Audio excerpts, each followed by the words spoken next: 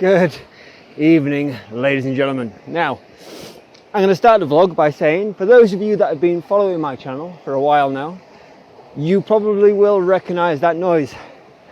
I can't resist. I've come all the way to the French Alps and I have just walked for about an hour to find them. Yes, waterfalls. I love photographing water, and other than frozen water like this, you don't have much chances to get moving water, not at this altitude anyway. So it's been pretty warm recently, so I figured I'd come down to the local waterfalls and see what we can get. Fingers crossed they turn out good, eh? But it looks beautiful from here.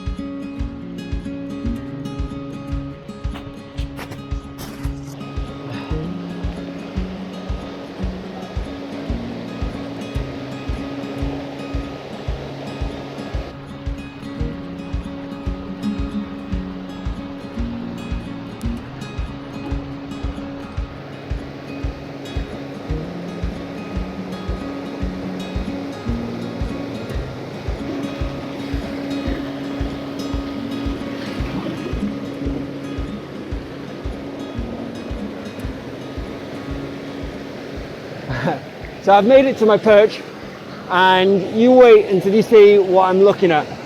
Totally worth this risky climb out here. So I'm going to put my camera into camera mode just so you can see what I'm looking at. And there we are. Okay, so what I've got is I've got this beautiful rock just down here, and I'm loving the way the water's creating like a triangle around there, and it guides your eye up across this waterfall and then up into this little bit up here, but you can't really see it right now. And what I'm planning to do is a multiple exposure. So I'm going to do different exposures for the water and different exposures for the surrounding rocks, because I want to bring certain bits out, lose certain bits, and I want to make it more about that cave in the background. This thing up here, I want to make it more about that and less about this, but I want this to work with that. And that's going to be really difficult because that initial bit of water just down here is so dominant in the scene. It's going to be really hard not to make it all about that. So let's give it our best go. So my settings, I've got it on F11 because I've got such an amount of stuff in that immediate foreground. I want that to be nice and sharp. But what I'm going to sharpen it on is them rocks in the distance, because that at the end of the day is my focal point, and I want them to be pin sharp. There we are. Okay, so for the immediate foreground, I'm going to shoot it on 1/3 of a second, F11, L10, which is my lowest ISO I can go to. And I think that might be a little bit slow, so I'm going to speed that up a little bit because I want a bit more texture in the water. Okay, so I'm on ISO 64, 1/6 of a second. I'm going to fire that off and look at them side by side. There's so much more texture in this one than there is this one, and that is going to make such a big difference to that final image. Now I'm going to start worrying about that cave at the background. So I'm going to have to raise my exposure, but what I don't want to do, I have to raise my ISO, sorry, because what I don't want to do is I don't want to speed up that water so much. So I'm going to leave it on 1/6 of a second, and I'm going to raise my ISO to 200. So now on my ISO 200, 1/6 of a second, F11, and firing that off. The water's got so much texture in there, it looks absolutely beautiful. And now what I've really caught, I've caught that middle bit. I think the cave in the background is still a little bit dark. So what I'm going to do is I'm going to raise my ISO again. I'm going to raise my ISO to 320, and I'm going to fire that off. And now the cave in the background is looking so much better. The water in the foreground, you can see just here, is completely blown out. Completely blown out. But that cave is looking good. Now, when I get all of them different images, all at different shutter speeds, I'll be able to put them together, well, at the same shutter speed, but ISO's changed. I'll be able to blend them all together and hopefully get a really nice image. Quite like this. I think it's got a nice balance to it. But what I'm going to do now is bring myself back around, hopefully not fall in, head higher, see what else we can find.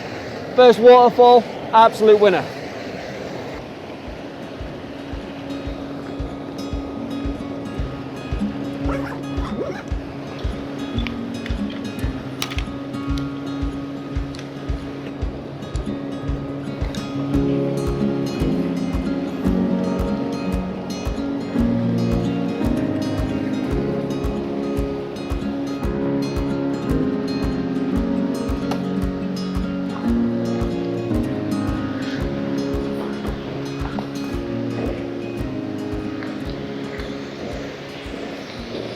So I've just come down to this little point and I found something quite interesting. It's not my usual shot, but I think it works.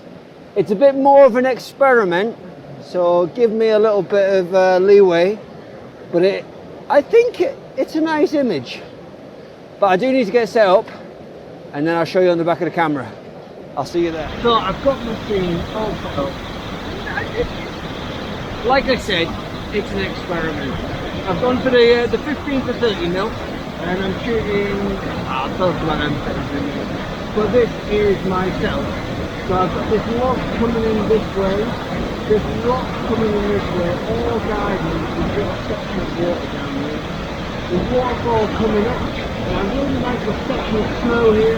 This section of snow here framing that waterfall with these rocks leading into that waterfall again. And the waterfall being the main subject. And I think it's quite a nice image. Again, what I'm going to do is I'm going to shoot this on different exposures to get different effects for different points in the image. So the first thing I'm going to capture are the deep shadows. For this, I'm going to use F11, 4 seconds, L10, 2 second timer, gone. Okay, so now I've got all my deep shadows, but all of my highlights are way out.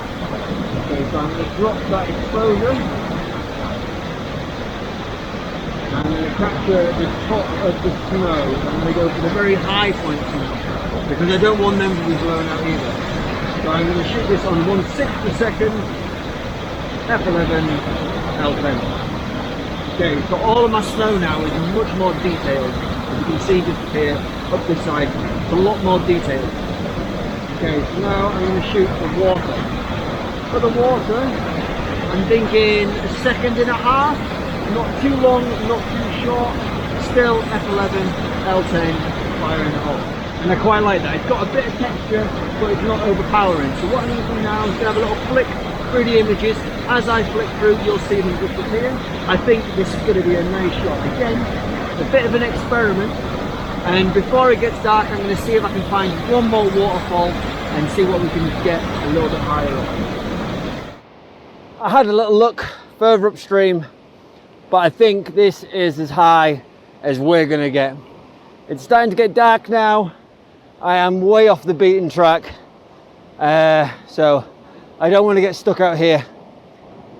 But I hope you've enjoyed the vlog. I know it's not really been a tutorial as such, it's more just been like, this is what I'm doing, check it out. But I hope you still took something away from it. If nothing else, adventure gets you to the best places. But yeah, again, hope you've enjoyed the vlog. My thoughts for this week: don't stay on the beaten track, go for a wander. I have been on maybe 100 meters of river and it's probably taken me about 1.5 hours to get here due to the quantity of snow. It is not easy going, but again, I hope you've enjoyed the vlog, and yeah, have a lovely week and don't work too hard. Peace out.